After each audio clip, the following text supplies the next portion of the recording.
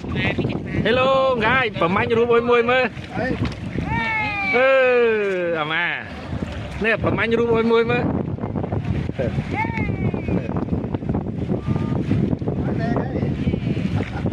Chị Văn nhớ nha. Cho chớn là cái chơi chớn à. Anh trông nha. Ok. Hello.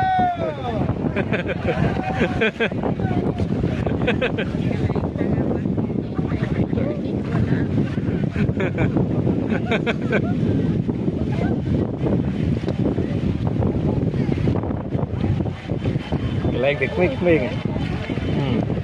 Mà rồi lưỡi má rồi.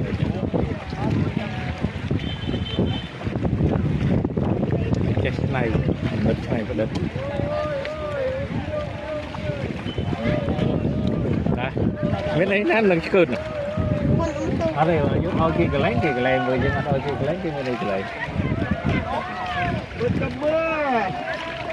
Ôi lê ơi. Nó đi đâu?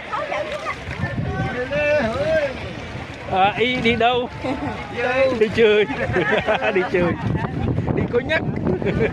Đi có nhắc. Ô, bông ơi. Bông.